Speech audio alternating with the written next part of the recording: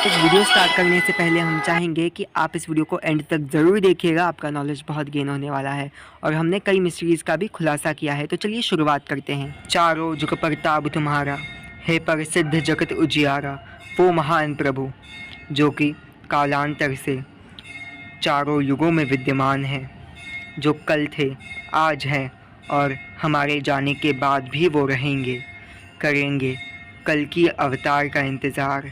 हम बात कर रहे हैं महाप्रभु हनुमान जी के बारे में। राम भक्त हनुमान जी, जिन्हें माँ सीता से कलयुग के अंत तक चिरंजीवी रहने का वरदान मिला है। वो श्री राम भक्त हनुमान जी जो आज भी कहीं ना कहीं हमारे बीच विद्यमान है। कहते हैं जहाँ भी राम कथा होती है वहाँ पर प्रभु श्री राम भक्त हनुमान अवश्य आते हैं। पर कथाओं की बात की जाए तो हनुमान जी के बारे में तो क्या केवल रामायण तक उल्लेख मिलता है? आखिर रामायण के बाद हनुमान जी कहाँ गए? तो चलिए जानते हैं आखिर कहाँ गए राम भक्त हनुमान प्रभु श्री राम के लौट जाने के बाद। तो चलिए शुरुआत करते हैं। सो गाइस, स्वागत है आपका हमारे चैनल साइबर स्पिरिचुअलिटी में। तो चलिए शुरुआत करते हैं। तो चलिए जान लेते हैं युगों के बारे में। हमारे काल को या अर्थात युगों को 4 भागों में बांटा गया है। पहला है सतयुग, जिसमें भगवान विष्णु मत्स्य, कूर्म, वराह, नरसिंह ऐसे अवतार लेते हैं। जिसके बाद आता है दूसरा युग त्रेता युग, जिसमें वो वामन, परशुराम और अंत में श्री राम का अवतार लेते हैं। प्रभु हनुमान जी का जन्म त्रेता युग में हुआ था। प्रभु श्री राम से पहले उनके दास श्री राम भक्त हनुमान जी माता अंजनी और वानराज केसरी के घर पर मारुति के रूप में जन्म लेते हैं। और जब वो सूर्य को निगलने जाते हैं तब उनकी हनु खंडित होने की वजह से उनका नाम हनुमान होता है। हनुमान जी स्वयं सूर्यदेव से अपनी विद्या प्राप्त करते हैं और सूर्यदेव को अपना गुरु बनाते हैं। बात करें तो हनुमान जी को राम नाम के तारक मंत्र स्वयं भगवान शिव ने उन्हें प्रकट होकर दिया था। भगवान शिव के 11वें रुद्र अवतार के रूप में हनुमान जी को देखा जाता है। शिव महापुराण के अनुसार हनुमान जी भगवान शिव के पुत्र समान थे। सीता माता के हरण के पश्चात ऋषिमुख पर्वत के निकट हनुमान जी और प्रभु श्री राम की भेंट होती है। इसके आगे की रामायण की कथा हम सभी जानते हैं। किस तरीके से वानर सेना की मदद से श्री राम अपनी माँ रामायण की कथा हम सभी जानते हैं। किस तरीके से वानर सेना जानकी को पाते हैं और साथ ही साथ हनुमान जी अपने आराध्य प्रभु श्री राम की सेवा कर पाते हैं।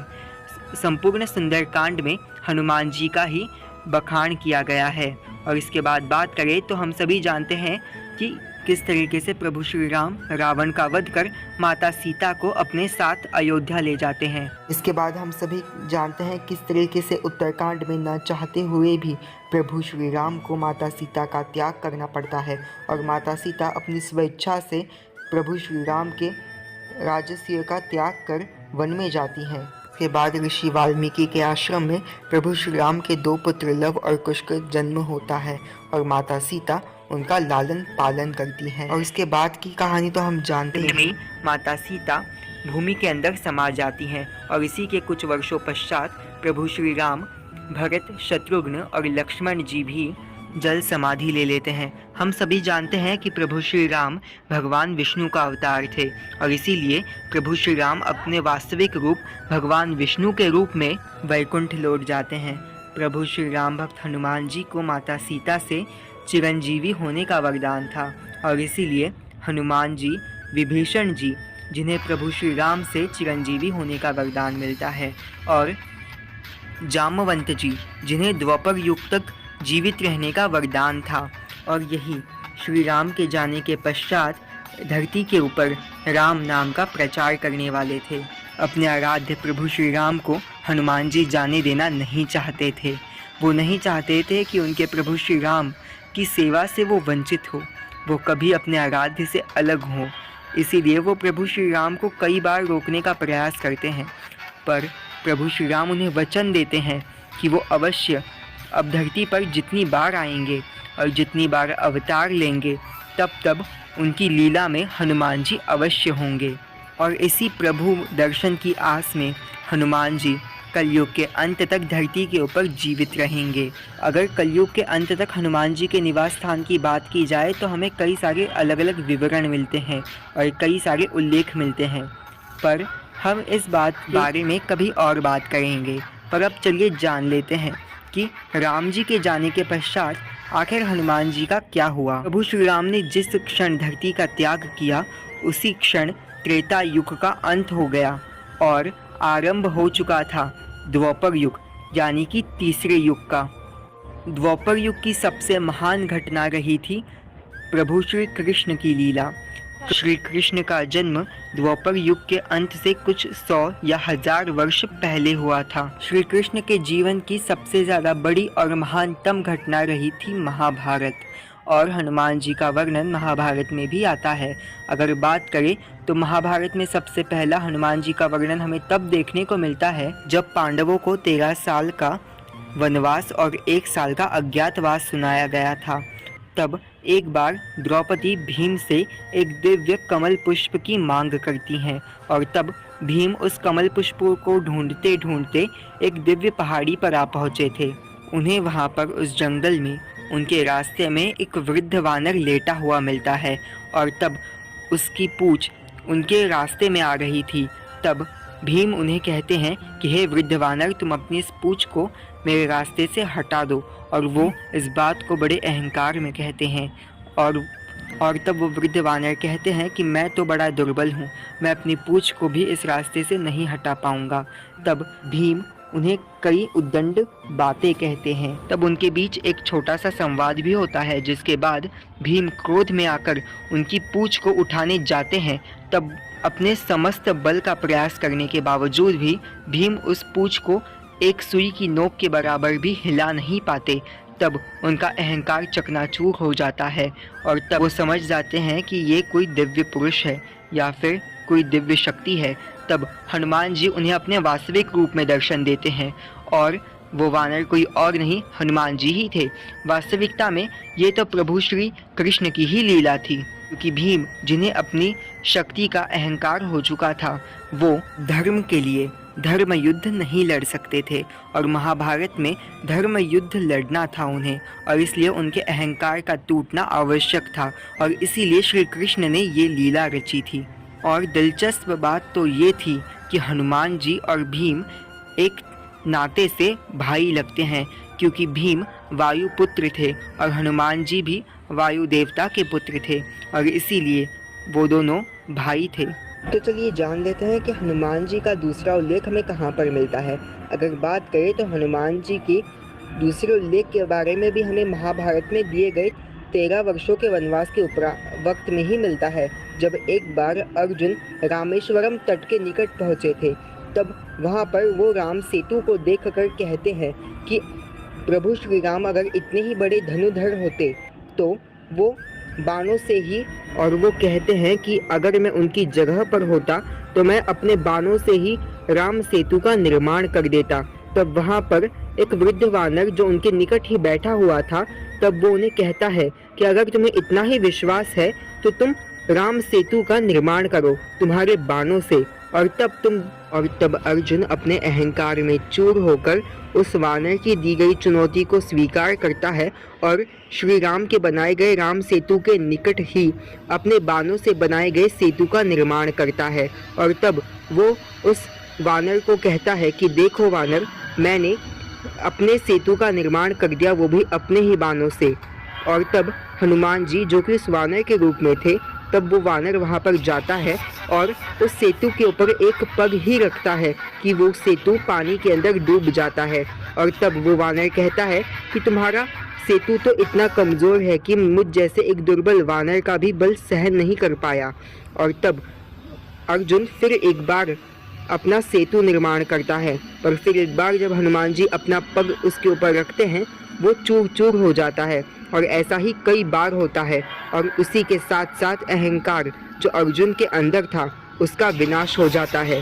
अर्जुन अपने अहंकार को टूटता देख रहा था और तब वो अर्जुन हताश होकर ऐलान करता है कि अगर इस बार वो सेतु का निर्माण नहीं कर पाया अपने बाणों से, तो वो अग्नि में अपने देह का त्याग कर देगा, जिसके बाद वो पुनः एक बार प्रयास करता है और इस बार भी हनुमान जी उसके सेतु को तोड़कर उसके अहंकार का अंत कर देते हैं, जिसके बाद वो अग्नि के अंदर अपने देह का त्याग करने ही वाला था। तब वहाँ पर श्री कृष्ण ब्राह्मण के रूप में प्रकट होते हैं और अर्जुन को समझाते हैं कि वो पुनः एक बार प्रयास करे, और तब अर्जुन श्री कृष्ण की बात मानकर पुनः एक बार प्रयास करता है। और इस बार जब हनुमान जी उस सेतु के ऊपर चढ़ने जाते हैं, तब वो देखते हैं कि उस सेतु के रक्षा के लिए स्वयं श्री कृष्ण कूर्म के रूप में सेतु के नीचे सेतु का आधार बने हैं। तब श्री हनुमान जी समझ जाते हैं कि यह स्वयं श्री कृष्ण या फिर भगवान श्री राम की लीला है। तब वहाँ पर श्री कृष्ण अपने ब्राह्मण भेष से अपने वास्तविक रूप में आते हैं। के बाद श्री कृष्ण अर्जुन और हनुमान जी को अपने वास्तविक चतुर्भुज रूप में दर्शन देते हैं। हनुमान जी को कृष्ण में राम और अर्जुन को कृष्ण जी के अंदर उनके आराध्य का दर्शन होता है। और इसके बाद था और धर्म के लिए कार्य करना था, और अहंकार के साथ धर्म के लिए कार्य नहीं हो सकता था, और इसीलिए अर्जुन का पहले घमंड टूटना, उसके अहंकार का वध होना आवश्यक था, जिसके लिए श्री कृष्ण ने हनुमान जी का चुनाव किया। और इसके पश्चात श्री कृष्ण हनुमान जी को कहते हैं कि वो महाभारत के भीषण युद्ध में हनुमान जी के रथ के ऊपर ध्वजा के रूप में विद्यमान रहे, जिससे कि वो अर्जुन के रथ की सभी दुश्मनों से रक्षा कर पाए। और यही होता भी है, जब महाभारत का युद्ध आरंभ होता है तब से लेकर अंत तक उस दिव्य ध्वजा के रूप में हनुमान जी वहाँ पर साक्षात विद्यमान होते हैं, और अर्जुन के ऊपर होने वाले भीषण प्रहारों को वो अपने ऊपर ले लेते हैं। और ये बात स्वयं भीष्म पितामह भी कहते हैं, जिसका बखान तुलसीदास जी अपने हनुमान बाहुक में करते हैं। वो तुलसीदास जी कहते हैं कि हनुमान जी की दिव्य ऊर्जा और ताकत जो कि अर्जुन के रथ के ऊपर दिखाई देती थी, उसे देखकर भीष्म पितामह भी कहते हैं कि हनुमान जी जैसा बलवान ना कोई हुआ है, ना ही कोई भविष्य में होगा। और जब महाभारत के अंत में जब युद्ध का अंत हो चुका था और अर्जुन और सभी पांडव जीत चुके थे, तब अर्जुन को घमंड हो जाता है कि उससे ज़्यादा बलवान तो और कोई हो ही नहीं सकता, और उसने किस तरीके से इस युद्ध में अपने वीरता से हर किसी का वध कर दिया। और तब श्री कृष्ण ये बात समझ जाते हैं कि अर्जुन को फिर एक बार अहंकार हो चुका है, और तब वो श्री कृष्ण अर्जुन को कहते हैं कि हे अर्जुन, पहले तुम रथ से उतरो। अर्जुन रथ से उतर जाते हैं, और इसके बाद श्री कृष्ण भी रथ से उतर जाते हैं। और उसके बाद श्री कृष्ण आदेश देते हैं हनुमान जी को कि हे हनुमान जी, आप जो ध्वजा के रूप में अर्जुन के रथ के ऊपर विराजमान थे, उसकी रक्षा कर रहे थे, अब आपका कार्य संपन्न हुआ, अब आप भी रथ से उतर जाइए। जैसे ही हनुमान जी रथ से उतरते हैं, रथ एक विस्फोट की तरह फट जाता है। और तब श्री कृष्ण अर्जुन को कहते हैं कि हे अर्जुन, तुम्हारे ऊपर जितने भी भीषण प्रहार हो रहे थे, जिनसे एक क्षण में तुम्हारे इस रथ का वध हो सकता था, उन सभी प्रहारों को हनुमान जी अपने ऊपर ले लेते थे। और इस तरीके से हनुमान जी फिर एक बार अर्जुन का घमंड तोड़ते हैं। हनुमान जी और अर्जुन एक दूसरे के प्रिय मित्र थे, और इसीलिए हनुमान जी का एक नाम फाल्गुन सखा है, क्योंकि अर्जुन का एक नाम फाल्गुन है, और फाल्गुन के मित्र होने की वजह से हनुमान जी का एक नाम फाल्गुन सखा भी पड़ता है। कई लोग कहते हैं कि वास्तविकता में तो अर्जुन तो एक बहाना था, बल्कि श्री कृष्ण के रूप में राम जी को ही हनुमान जी को भगवत गीता का ज्ञान देना था। कि जब श्री कृष्ण अर्जुन को भगवत गीता का उपदेश दे रहे थे, तब वहाँ पर हनुमान जी भी ध्वजा के रूप में अर्जुन के रथ पर विद्यमान थे। हनुमान जी का उल्लेख श्री कृष्ण की द्वारिका में भी आता है। तो चलिए जान लेते हैं कि किस तरीके से श्री कृष्ण की द्वारिका में हनुमान जी ने अहंकारों का वध किया था। तो एक बार जब श्री कृष्ण अपनी द्वारिका में बैठे हुए थे, तब श्री कृष्ण अपने वाहन गरुड़ को वहाँ पर बुलाते हैं और कहते हैं कि गरुड़ जाओ, मेरे प्रिय भक्त हनुमान को मेरे पास लेकर आओ। तब गरुड़ उन्हें पूछते हैं कि क्या वही हनुमान जी जो कि रामायण में आपके साथ थे? तब गरुड़ जी को उत्तर देते हुए श्री कृष्ण कहते हैं कि हाँ, वही मेरा प्रिय भक्त, मेरा अंजनेय, मेरा राम भक्त हनुमान। को कहो कि मैंने उसे याद किया है, वो मेरे पास अवश्य आएगा। तब गरुड़ जी श्री कृष्ण की आज्ञा पाकर हनुमान जी के पास जाते हैं। तब वनों के निकट हनुमान जी अपने श्री राम नाम की धुन में विलीन थे। वो श्री राम नाम का जाप कर रहे थे। तब वहाँ पर गरुड़ जी आते हैं। गरुड़ जी कहते हैं कि द्वारिकाधीश श्री कृष्ण ने आपको बुलाया है। और तब हनुमान जी उनसे कहते हैं कि कौन है जो मेरी राम नाम की धुन में विघ्न डाल रहा है। तब वो गरुड़ जी को वहाँ पर देखते हैं और तब गरुड़ जी उन्हें बताते हैं कि द्वारिकाधीश श्री कृष्ण ने आपको याद किया है। और तब हनुमान जी कहते हैं कि कौन द्वारिकाधीश कृष्ण, मैं उन्हें नहीं जानता।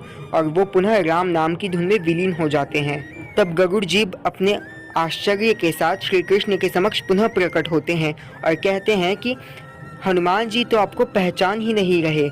और वो कहते हैं कि वो तो केवल श्री राम को जानते हैं, वो किसी कृष्ण को नहीं जानते। और तब गरुड़ जी को श्री कृष्ण कहते हैं कि गरुड़ तुम जाओ और हनुमान को कहो कि उसके प्रभु श्री राम ने उसे याद किया है। और तब गरुड़ जी हनुमान जी के पास पुनः जाते हैं और कहते हैं कि हे राम भक्त शिरोमणि हनुमान जी, आपको आपके प्रभु श्री राम याद कर रहे हैं और उन्होंने आपको अपनी द्वारिका में बुलाया है। ये सुनते ही हनुमान जी अपनी आंखें खोलते हैं और आतुरता के साथ अपनी वेग भरी उड़ान भरते हैं। और तब गरुड़ जी अपनी पूरी शक्ति के साथ ऊपर उड़ते हैं। गरुड़ जी अपनी पूर्ण शक्ति से द्वारिका के लिए उड़ान भरते हैं और उस तरफ अपनी तीव्र गति से हनुमान जी द्वारिका पहुंच भी जाते हैं गरुड़ जी से पहले।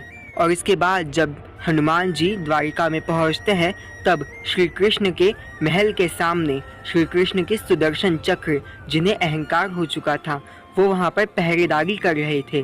और तब हनुमान जी जब उस महल के अंदर प्रवेश करने ही वाले थे तब सुदर्शन जी उन्हें रोक लेते हैं और कहते हैं कि मैं तुम्हें इसके अंदर नहीं जाने दूंगा। हनुमान जी उन्हें कहते हैं कि उनके श्री राम ने उन्हें बुलाया है, पर तब भी सुदर्शन जी उन्हें अंदर जाने नहीं देते। बार बार कहने के बाद भी जब सुदर्शन जी नहीं मानते तब हनुमान जी उनके साथ युद्ध करते हैं और अंत में वो सुदर्शन जी को ही अपने मुख के अंदर दबा देते हैं। और उसके बाद वो श्री कृष्ण से मिलने के लिए, अपने प्रभु श्री राम से मिलने के लिए द्वारिका के महल में प्रवेश करते हैं। और तब वहाँ पर जब श्री कृष्ण अपनी पत्नी देवी सत्यभामा के साथ महल में विराजमान थे और तब हनुमान जी वहाँ पहुँचते हैं। देवी सत्यभामा को अपनी सुंदरता का अहंकार हो चुका था और तब जब हनुमान जी श्री कृष्ण को देखते हैं वो समझ जाते हैं कि वो कोई और नहीं, उनके प्रभु श्री राम हैं। वो उनके चरणों में गिर जाते हैं और तब श्री कृष्ण उन्हें उठाते हैं और अपने राम रूप में दर्शन देते हैं। पर तभी हनुमान जी उनसे पूछते हैं कि हे प्रभु श्री राम, आप तो यहाँ पर मुझे मिल गए, पर मेरी माता सीता कहाँ है और आपके बाजू में बैठी ये विराजमान ये दासी कौन है। तब ये शब्द सुन देवी सत्यभामा का अहंकार चूर चूर हो जाता है और इसके बाद देवी रुक्मिणी वहाँ पर आती हैं। देवी रुक्मिणी को देख हनुमान जी कहते हैं, माता सीता आप आ गई। वास्तविकता में माता सीता ने रुक्मिणी के रूप में और श्री राम ने श्री कृष्ण के रूप में पुनर्अवतार लिया था। और तब हनुमान जी को कई सहस्त्र वर्षों के बाद अपनी माता सीता और प्रभु श्री राम के दर्शन रुक्मिणी और श्री कृष्ण में होते हैं। भक्त और भगवान का वो अलौकिक प्रेम मिलन था जिसकी अलबेला में आज भी द्वापर युग जगमगाता है। और इसके बाद श्री कृष्ण हनुमान जी से पूछते हैं कि आपको रास्ते में किसी ने रोका नहीं। तब हनुमान जी अपने मुख से सुदर्शन जी को बाहर निकालते हैं और तब सुदर्शन जी का महाबली होने का घमंड टूट जाता है। जिसके बाद वहाँ पर गरुड़ जी आते हैं और गरुड़ जी वहाँ पर हनुमान जी को उनसे पहले आया हुआ देख उनका घमंड भी वहाँ पर चूर चूर हो जाता है। सुदर्शन जी गरुड़ जी श्री कृष्ण से माफ़ी मांगते हैं और वहीं पर देवी सत्यभामा, जिनकी सुंदरता का अहंकार हनुमान जी पहले ही नष्ट कर चुके थे, वो भी श्री कृष्ण से माफ़ी मांगती हैं। जिसके बाद श्री कृष्ण हनुमान जी से कहते हैं, तब श्री कृष्ण के कहने पर हनुमान जी द्वारिका के वाटिकाओं में जाते हैं और वहाँ पर उत्पात मचाते हैं। द्वारिका के सैनिक जब हनुमान जी को उत्पात मचाता देखते हैं तब उन्हें रोकने की कोशिश करते हैं, पर हनुमान जी उनके साथ युद्ध कर उन्हें हरा देते हैं। और तब हारे हुए सैनिक बलराम जी के पास जाते हैं और कहते हैं कि एक वानर है जो कि वाटिकाओं में उत्पात मचा रहा है। और तब बलराम जी अहंकार में आकर कहते हैं कि तुम एक बंदर को नहीं संभाल पाए, मैं वहाँ पर जाता हूँ और उस बंदर का अहंकार को नष्ट करता हूँ। और तब बलराम जी वहाँ पर उपस्थित होते हैं और तब वो उस वानर को समझाने की कोशिश करते हैं और उसके बाद अहंकार में आकर उसके साथ युद्ध भी करते हैं, पर बलराम जी उस वानर के साथ हार जाते हैं। और तब श्री कृष्ण वहाँ पर आते हैं और उन्हें बताते हैं, हे बलदाऊ पर आते हैं और उन्हें बताते हैं, हे बलदाऊ, ये कोई और नहीं हमारे त्रेता युग के हनुमान जी है जिनको मैंने यहाँ पर बुलाया था। और तब बलराम जी का भी अहंकार नष्ट होता है, जिसके पश्चात हनुमान जी को बलराम जी, सीता माता, देवी रुक्मिणी और श्री कृष्ण अपने वास्तविक रूपों में दर्शन देते हैं, जहाँ पर बलराम जी अपने वास्तविक रूप लक्ष्मण जी के रूप में, श्री कृष्ण अपने राम रूप में और माता रुक्मिणी अपनी सीता माता के रूप में हनुमान जी को दर्शन देते हैं। और जिसके बाद हनुमान जी श्री राम के आदेश पर फिर द्वारिका से प्रस्थान करते हैं और फिर एक बार शुरुआत हो जाती है हनुमान जी की प्रतीक्षा की, जो उनके श्री राम के दर्शन के लिए थी। और ये प्रतीक्षा फिर एक बार कलयुग के अंत में पूरी होगी, जब कल की अवतार के रूप में श्री कृष्ण आएंगे और हनुमान जी को अपने राम रूप में पुनः दर्शन देंगे। और इसके बाद सोमनाथ ज्योतिर्लिंग के निकट श्री कृष्ण अपने देह का त्याग कर देते हैं और द्वारिका के डूबने के साथ साथ द्वापर युग का भी अंत हो जाता है और फिर आरंभ होता है कलयुग का। वीडियो के आने वाले पार्ट में हम देखेंगे जी वैकुंठ धाम को लौट जाते हैं और इसके बाद कलयुग अपना पूरा प्रभाव धरती के ऊपर फैला लेता है। चारों तरफ अधर्म, अनीति और अनाचार हो जाता है, पर इस अधर्मी कलयुग से कलयुग का आरंभ हो जाता है। पर क्या आप सभी जानते हैं माता वैष्णो देवी के बारे में? तो चलिए पहले उनके बारे में जान लेते हैं। राजा रत्नाकर, जिनका राज्य हिमालय राज्य के निकट था, वो माता आदिशक्ति के अनन्य भक्त थे और उनकी पत्नी के साथ माता आदिशक्ति की पूजा करते थे। माता आदिशक्ति को वो अपनी पुत्री के रूप में प्राप्त करना चाहते थे और इसीलिए माता आदिशक्ति अपने 3 महास्वरूप सरस्वती, महालक्ष्मी और महाकाली के रूप को एकत्रित कर माता वैष्णो देवी के रूप में राजा रत्नाकर के घर पे पुत्री के रूप में जन्म लेती है। माता वैष्णो देवी जन्म से ही भगवान विष्णु की भक्ति में रमी रहती थी। माता वैष्णो देवी को जब पता चला कि भगवान श्री राम भगवान विष्णु के 7वें अवतार के रूप में धरती पर आए हैं और उनको अभी वनवास है, तब माता वैष्णो देवी भी अपने राज्य का त्याग कर वनवास को धारण करती हैं और प्रभु श्री राम की प्राप्ति के लिए तपस्या करने लगती हैं। जब माता सीता को ढूंढते ढूंढते प्रभु श्री राम माता वैष्णो देवी की तपोस्थली पर पहुंचते हैं, तब वहां पर माता वैष्णो देवी उनसे विवाह करने की मांग करती हैं और उनकी सेवा करने की इच्छा व्यक्त करती हैं। और तब प्रभु श्री राम उनसे कहते हैं कि ये विवाह अभी संभव नहीं है देवी, क्योंकि मैंने इस अवतार में एक पत्नी व्रत धर्म का पालन करने का वचन दिया है और मैं अपनी सीता के अलावा किसी और से विवाह नहीं कर सकता।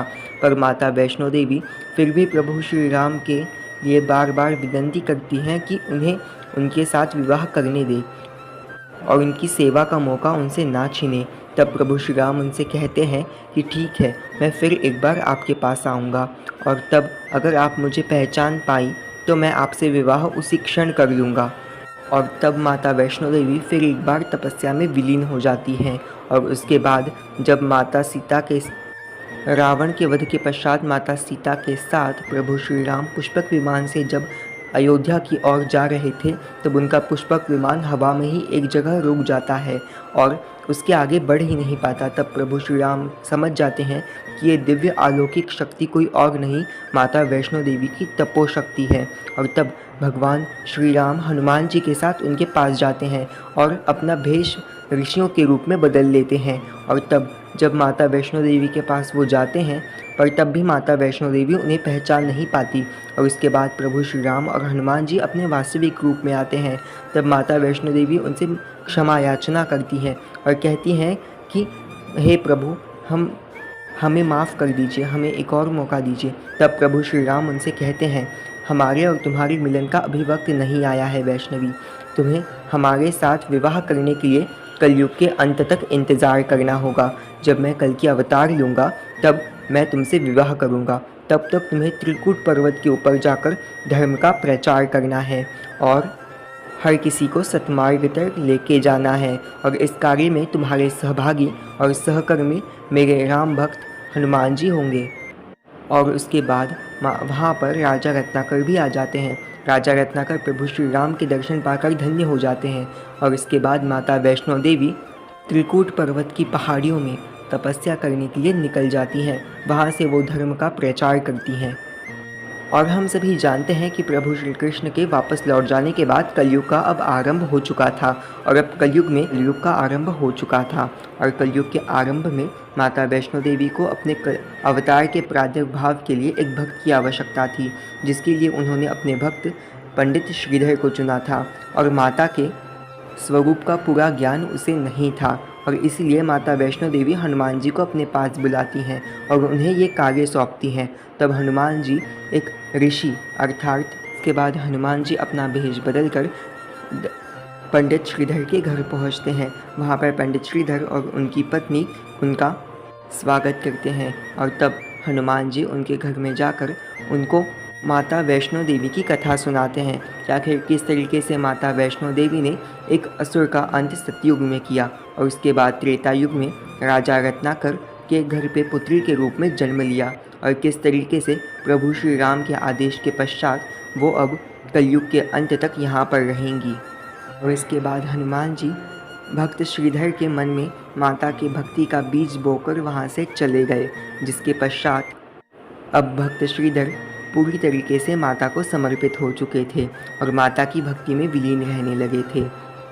पंडित श्रीधर नवकंचिकाओं के भोज का आयोजन करता है, पर कुछ कथाओं के अनुसार भैरवनाथ वहां पर अपने जादू से कंजिकाओं को बेहोश कर देता है, जिसके बाद उनके परिवार वाले उन लड़कियों को अपने घर ले जाते हैं और भक्त श्रीधर का कंजिका पूजन अधूरा रह जाता। पंडित श्रीधर की पत्नी पुनः निराश हो जाती हैं और तब पंडित श्रीधर जानते थे कि बिना नवकंजिकाओं के पूजन और उनको भोजन करवाए उनका व्रत पूरा नहीं हो सकता था जो उन्होंने पुत्र प्राप्ति के लिए किया था।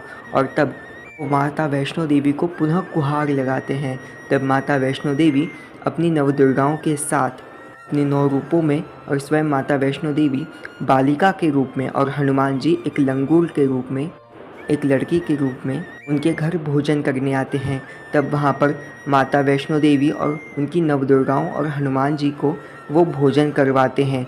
और तब माता वैष्णो देवी उन्हें भंडारे का उपदेश देती हैं और तब माता के इच्छा से वो संपूर्ण गांव को भंडारे का न्योता देते हैं और साथ ही साथ वो भैरवनाथ को भी न्योता देते हैं। नाथ जब अपनी तपस्या में था तब उसे पता चल चुका था कि इस गांव में कोई दिव्य शक्ति अवश्य आई है, पर वो उस दिव्य शक्ति का पीछा करता है जो कि कोई और नहीं माता वैष्णो देवी ही थी। पर वो इस कार्य में असफल रहता है। वो जान नहीं पाता कि आखिर वो दिव्य शक्ति कौन थी।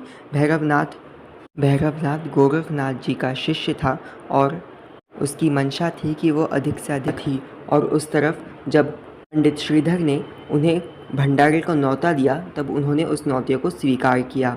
और उस तरफ अब पंडित श्रीधर के मन में कई सवाल उठ रहे थे, क्योंकि उसके घर में तो उनके स्वयं के खाने के लिए पर्याप्त भोजन नहीं था। अब वो संपूर्ण गांव को भोजन और भंडारा कैसे करवा सकता था। उसने माता की इच्छा से हर किसी को और संपूर्ण गांव को न्योता तो दे दिया था, पर अब की पूरी आस माता पर थी और माता अपने भक्तों को निराश नहीं करती। और माता ने हनुमान जी को उन्हें एक बार भेष बदलकर भंडारे की सामग्री के साथ हनुमान जी को वहाँ पर भेजा।